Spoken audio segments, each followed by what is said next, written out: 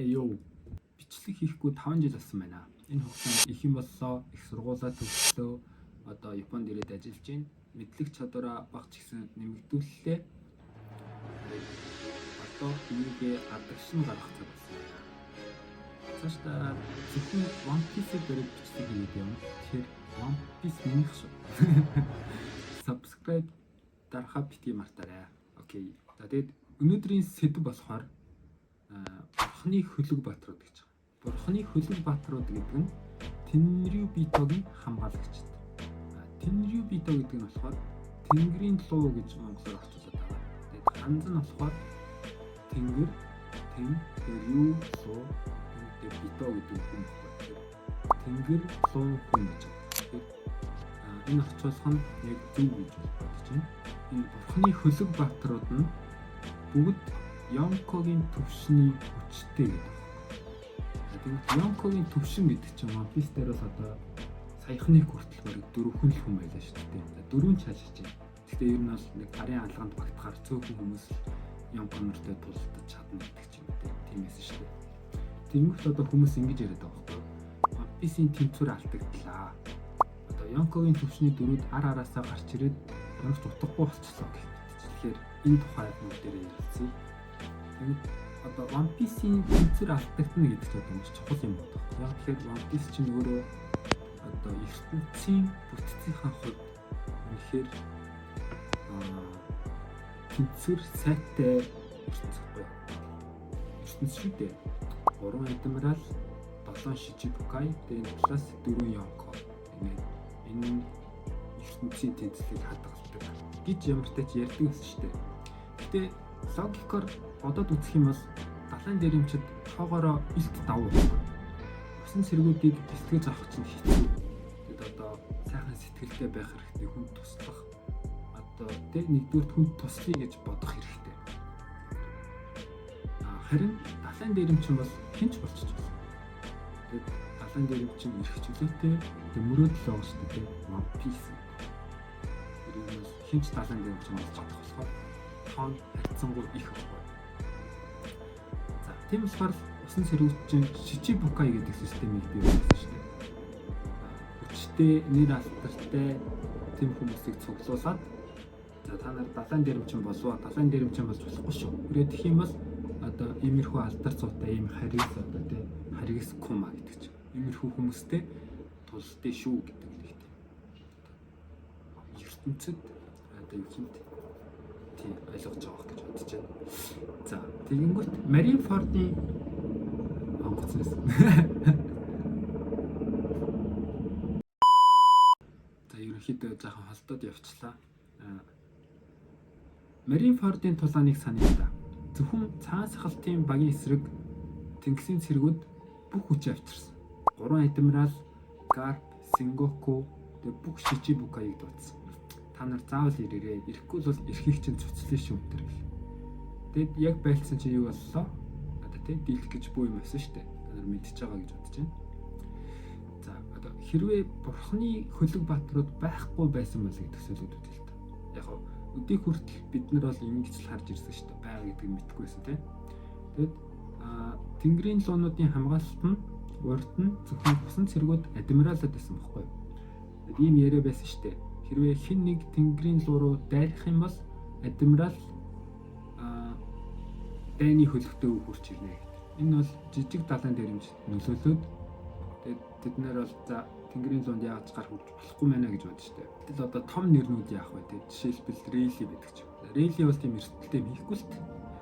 Гэхдээ одоо жишээлбэл 2 Йонко байна гэж бодоод үзье л та. 2 Йонко нийлээд Марижороо дайруулах болох уу? Тэнгэрийн луунуудын талыг ер нь устгаж чадах хэрэгтэй. Тэнгэрийн луунуудын талыг байхгүй болгож байгаа гэж боддог. Амар бүү юм байна шүү дээ. Тэгсэн чинь одоо бүр ингэж бодъё л та. Monkey D. Dragon, тэгээ Shanks, Kaido гурав нийлээд ариун газар Марижоо руу дайруулах болох уу? Яг одоогийн хэмжээнд бас ингэж бут цохор байхгүй. Тэгэл одоо усан цэргүүд чинь 2 Йонког нийлүүлэхгүйгээл дурангаар харж мөрлөө. Хөдөлгөөний ажиглал хорж мөрлөө нэг юм. Хүрээлэл ингэ тавьсан тийм. Тэгэд яг үүндээ тэр усан цэргүүд одоо саад болоод байгаа болохоор нэг хоорондоо уулзч мэлцэхгүй байгаа юм биш шүү дээ. Shanks бол тэр нэг жижигхэн хамгаалтыг бут цохол цаанаас хастай уулзахаар ирсэн. Тэгээд бүр яг бодит жишээгээр Kaido, Big Mom хоёр чинь Wano Arc дээр холбоо байгуулчихад байгаа шүү дээ. За тэгээд ингэж бодохоор Yonko-нор яг нийлээд усан цэргүүдийг бут цохио гэж бодох юм бол чадхаар аваад байгаа. За тэгвэл Yonko-нор яагаад нийлж дайраагүй юм бэ гэж. Одоо хийсэн үйлдэл болгоно нэгэд саад болж идэг усан цэргүүдийг нэг мөр байхгүй болгох чи гэж бодож болно шүү дээ тийм үст. Одоо лай болоод байгаа шүү дээ. Дахиад онц. Би одоо One Piece-ийг болж далайн дээрэмчний хаан болох гэдэг шүү дээ. Тэгээд Shanks, Kaido энэ төрөд амар нөхдүүдтэй тулж яхад ядчихад бас Тэнгисийн цэрэг гэдэг нэг нөхдүүд байгуулад тахаар эднэрийг ер нь байхгүй болгочоод далайн дээрэмчд хоорондоо тултаад явъя л та гэдэг. Тэгээд нэг удаа нэг хальт холбоо үсгэл дайрчиж болохоор боддог.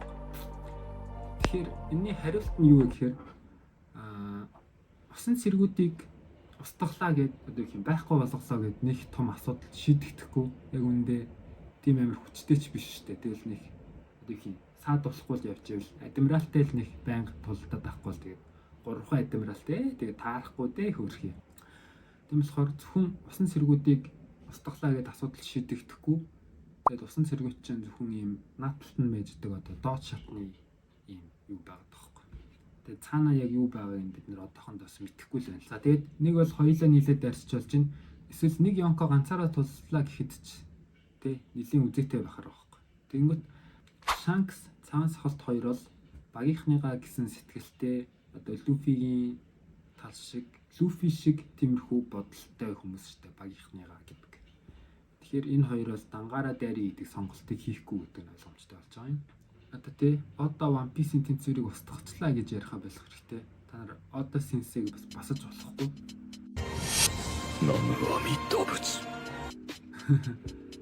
Тэгээд цадах чинь яасан бэ гэхээр одоо яг энэ ертөнцийн үзэгчдийн ертөнцөөс ингэж харж байгаа тэр narration буюу одоо тайлбарыг үзүүлэхтэй амар сайн байхгүй. Тэгээд яг энэ дээр бүх юм болж байгаа юм шиг байдлаар харуулдаг. Тэгээд юу болохгүй байгаа вэ гэдгийг бодох юм бол гарч ирдэг. Яг тэр дөрүүдийн хийж байгаа үйлдэлийн цаана байгаа нэг хэсэг тэр одоо PC гэж тавьж байгаа. PC гэдэг байна шүү дээ. Одоо энэ том хүчтэй тэмцээ гэдэг нөхөр яваад байгаа шүү дээ. Monkey D. Dragon гэдэг. Энэ нөхөр одоо хаагур юу хийгээд байгаа юм? Та нар яг юу гэж бодож байна? Миний харснаар бол энэ том хүчийг буулгая гэж гарц гаргалгаа хайрал яваад байгаа. Тэгээд яаж буулгаж авах вэ? Яах вэ? Яг ингээд драгоныг ойлгож эхэлж байгаа хэрэгтэй.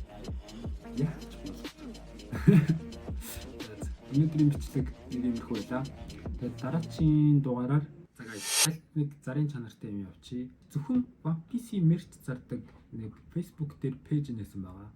Тэгээд та нар сонирхчих юм бол ороод үзээрэй. Description хэсэг дээр линкийг тавьчих. Чи дуртай дүрийнхаа мерчийг авч олно гэсэн үг. Тэгээд дараагийн дугаараар одоогийн бүтээсэн энэ ертөнц яаж ийм төгс тэнцвэртэй болсон юм бэ гэдэг тухай ярилцгаая. 7 хоног бүрийн хагас сайнны орой 8 цагаас бичлэг орш. Тэгээд таалагдсан бол лайк дарахаа бэлэн мартаарай. Мөн өөрийн бодсон бодлоо комент хэсэгт үлдээгээрэй. За баяртай.